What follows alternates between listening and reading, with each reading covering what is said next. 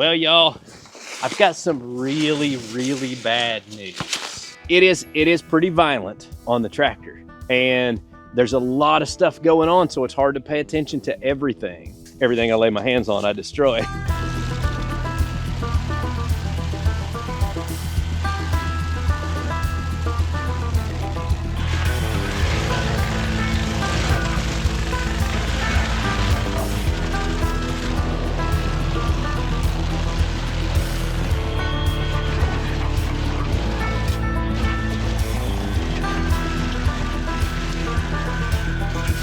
All right, guys, so today is the day. I've got some cleanup work. We are going to start clearing property for pasture. I've got so many irons in the fire, and I've been talking about so many different projects. And of course, I've still got to build an equipment shed. You know, we have plans of building a house up here eventually. And so my wheels are spinning. My mind's going in 15 million different directions. Today, it's kind of just too muddy to get out and do much of anything else. This area up here is on kind of the top of the hill in a flat area, and it's mostly covered in leaves and brush and things, so I'll be able to get traction and not get hung up. So I can get started on this. Now, I don't have all day to work, so I may not get the whole area cleared. In fact, I'm sure I won't get the whole area cleared. But today, we're gonna get a good idea of how long it's gonna take to clear this off, because we're gonna put a major dent in it. I've got an area right here that is gonna make me about 2 acres of pasture. And probably I have about an acre of trees. Let's just walk off into these woods and I'll show you exactly what it is that we're about to put this thing into. So we tried the mulcher out on, you know, brush piles and things like that, and kind of got an idea for how big of trees we can cut into and knock down and all of that. And what I figured out is it really is gonna be the perfect tool for this process, because when you come into these woods, especially right now when it's wintertime and the leaves are off and the briars are dead, you can kind of see what this area looks like. And it is mostly these little, you know, trees I can wrap my fingers around. They're, you know, 2-inch, 3-inch saplings and whatnot. Now we have some really nice, like there's a really nice oak tree there. Really nice hickory, some, I don't know, I wish I knew my trees better. But there are some really nice trees in here, and we're gonna leave those big trees. We want to have the shade, we want to have the beauty of those trees and all of that, but we want to clear out all these little trees so that grass will grow here and we'll have pasture that the animals can eat off of. And if you'll look at the size of trees that are around here, now we're gonna have to take a chainsaw to quite a few of them. I may struggle to get the tractor in and around a lot of this, but we're just kind of gonna tear into it and see what we can accomplish. I think that there are some of these trees that are like 4, 5, 6-inch trees that I can mulch, knock the bottom of it over, and then we come in with the chainsaw and clean up around it. I haven't decided exactly where I'm gonna start. Of course, you know, my property line and my neighbor's house is over there, and they have pasture and fence that runs right along over there. So we should be able to kind of tie in to their fencing and make a nice little area here. Maybe I should have been hunting in this patch. This section of land right here is actually, when you get back inside here, there's quite a bit more land here than I even realized. And we've never even used it for anything because it's just kind of the patch of woods between ours and the neighbors. And now that I'm standing in the middle of it, I'm like, man, this is a really nice piece of ground. Now, I don't want to open everything up so much that we're building a house up here on the hill next to the neighbor's house and everybody can see everything that's going on, because I'm sure they want their privacy and I want mine. But this section right here is not going to really accomplish that for us anyway. We have a nice row of trees between us and the wood yard, and we have, you know, quite a bit of timber between us and where I'm planning on building a house. Now, the last time I ran this mulcher, I actually took the loader off of the front to make it a little more maneuverable. And I liked that idea, but when I was driving it up the hill, it did make the front end so light that I had to steer with the brakes to get up the hill. And I don't really like that situation. So I'm gonna try today with the loader on but no bucket or forks on the front. And we'll see how well we can get in and around things that way. How you like the road? Awesome. Let's park right here. How you like that trail? Now listen, now that it's nice and smooth and all that, don't be driving too fast. Because seriously, you can bebop on it now, but if you lose control, you'll die. I don't want you to die. You feel? Oh, every time. All right, Maple, get back. Caden, call for Maple.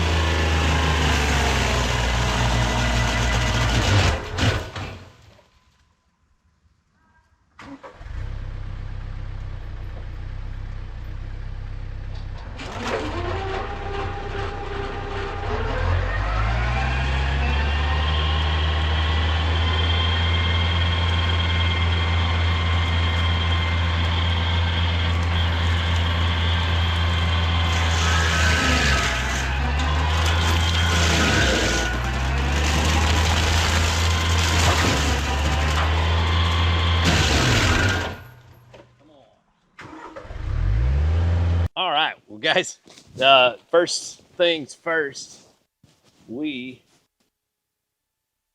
are getting her done. This thing's a beast, but I do think that I need to lighten the slip clutch a little bit because I'm killing it when I hit these big logs. And I do think that probably the slip clutch is maybe more for shock factor rather than me bogging it down. So I don't want to go too far, but I've killed it 4 or 5 times, and so I'm going to lighten it up just like maybe an 1/8 of a turn on each bolt.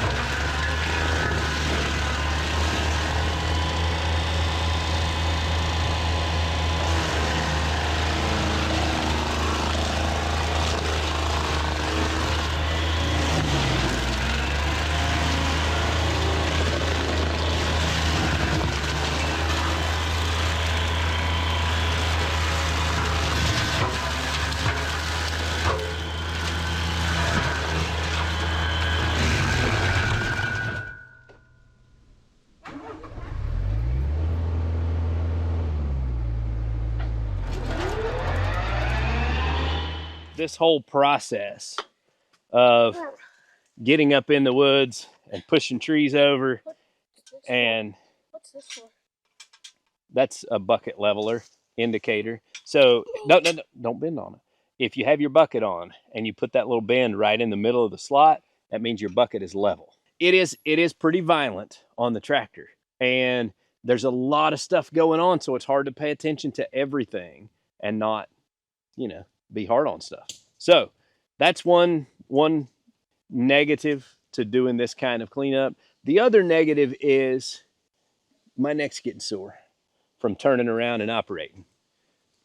Now, being a little bit sore is not the end of the world, because I can tell you, if I had run a chainsaw to clear all of this, and I want you to just take this in, I've cleared a lot right here. I think it might be a little bit from he's just a little old. All right, take your old man jokes and go away. But seriously, like, to have cleared this much space with a chainsaw, I would be totally exhausted and I would be sore all over. So to have to take a break every hour or two, and fine. Yeah, that's not that big of a deal. I've been running this for maybe an hour and a half and filming, and so I'm a little bit slow when I operate and I film, but I've cleared a lot of brush. All of this area I'm walking in right now was all brush. You couldn't fit the tractor between this little water hole and the tree line right here before. In the water hole? Yeah, I'm going to clear that more, but I'm not going to take down those trees, I don't think. I'm going to just take the little ones down. That one kind of big tree medium-sized tree, it just went. Ew. I was taking down trees bigger than what I intend to be taking down with this, just to see what it will do. I feel like that scared you a little bit when it came back flying. Oh yeah, it'll just start sucking them up underneath the tractor. It's pretty violent.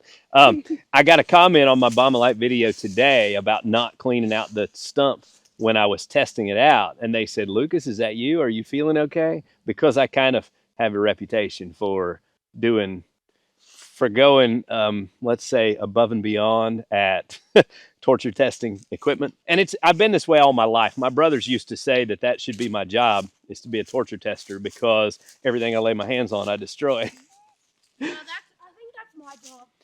Yeah, Caden might be the new Lucas, because he's even worse than I am. These trees here that were too big to be taken down, I mean, that one right there is probably 6-7 inches, and we just mowed it over. But I'm gonna cut that up with a chainsaw, and man, this is gonna make amazing pasture. Once I get this area opened up and cleaned up, then I'm gonna have to run through here and mulch what's on the ground. But we're probably gonna have to pick up the big logs and stuff and clean them out of there, which means probably gonna have to get a grapple.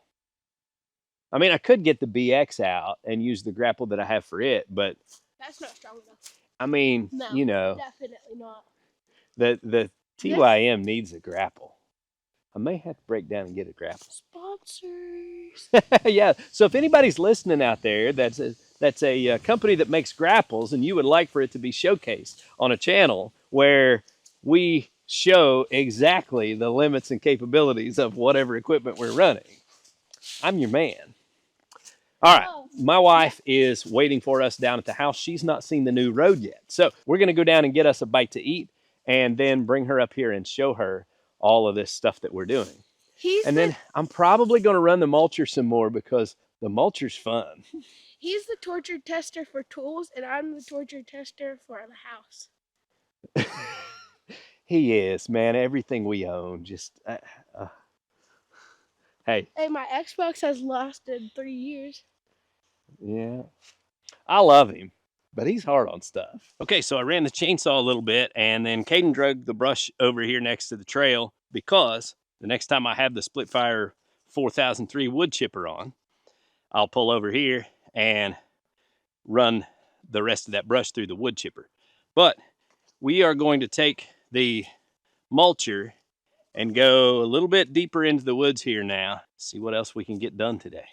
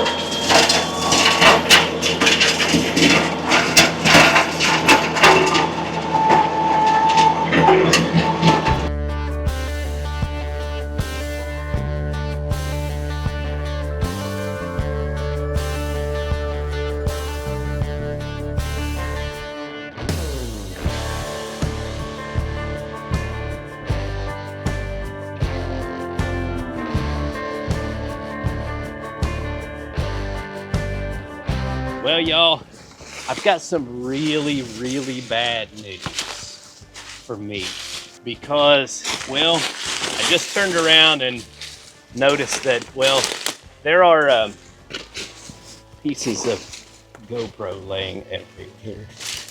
This makes me want to vomit just a little bit. I mean, not only the camera, but also the we got to try to find the SD card. Oh, the SD card is alive. The footage will live. The SD card is okay. But that's about the only part that is okay, because everything else is laying all around here. Yeah, look. There's the busted lens.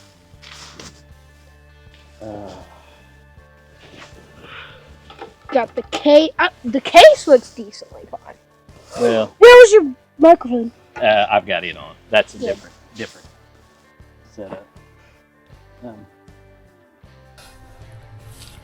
This may be the last time you have such a great angle on the mulcher because I can't afford to do that anymore. The bright side is I was using my camera that already had a broken screen, but man, I need 3 cameras. So I'm gonna have to buy another one. The only redeeming fact is that it didn't chop up the SD card. But yeah, I would prefer to not have the footage and still have my GoPro. It even got the battery. This is something that, like, yeah, probably shouldn't even be touching. It's a lithium battery that's busted open. Okay, well, I think on that note, I'm probably gonna wrap it up for today. All right, guys. Well, I would still say today was a successful day because I learned a lot about the Baumalight mulcher and I cleared a big section of this woods. Now, I'm not done yet, and I have more work to do even in this section that I've been working on. In fact, you may look at it and say, well, he didn't get very much done, but it is opened up to where I can walk through here and see through here, and you could not see through this section when I started today.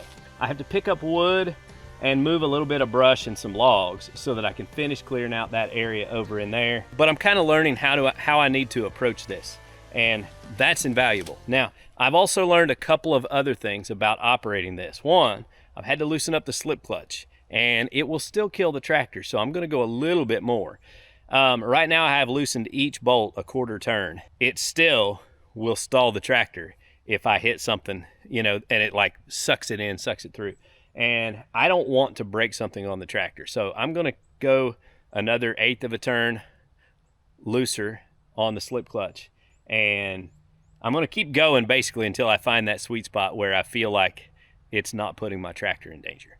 That's one thing. The other thing is wearing a hard hat is just as important as wearing the eye protection and the ear protection when running this, because when you're pushing over trees, not only are you loosening up dead limbs that are up above that can fall straight down, but also sometimes these trees want to fall forward. And I've had one small tree hit me right on the noggin. This is a great thing to be wearing while you're operating this on the tractor. The other thing is, I was hoping that with the chain on the front that it was going to stop anything from coming under the tractor and putting anything under the tractor in danger. But that is not the case. It helps a lot. The chain is nice and it keeps things low to the ground for the most part. But I had one, and some of this is caused by driving backwards and forwards over sticks, and then they get pushed up in the air. And so you could very easily catch something up underneath there and tear something up. So you need to be listening as best you can and paying close attention. But the other thing is, and the reason I'm walking 100 yards away from where I was working is because, okay, it's probably not 100 yards, probably 50, but it's because it will shoot these logs straight up and underneath the tractor and out here. And this one went 30 or 40 yards when I ran over it. I mean, shot it all the way up here to the edge of the gravel. You need to make sure no one is standing in front of your machine. You got to keep everybody back. And the thing is, this is this is a pretty heavy piece. If this came out from under there and you were standing in front of the tractor, it would wipe you out. The combination of this mulcher and our chainsaw and the wood chipper is going to allow us to really open this area up, and it's going to be just fantastic because I'll have these big trees here for shade. It's going to be beautiful, but we're going to be able to open this up, get some grass growing, and be able to pasture some animals in here. Well, guys, listen, I had a fantastic day getting out here and running this Baumalight mulcher for a couple of hours. I think I probably ran the mulcher for about 2.5 hours total, and I feel like I accomplished quite a bit. I really enjoyed it. Hope you guys are following along and watching us upgrade our land so that we can work towards our dream. And until next time, get outside and enjoy God's creation because it's beautiful out here. Y'all have a good day.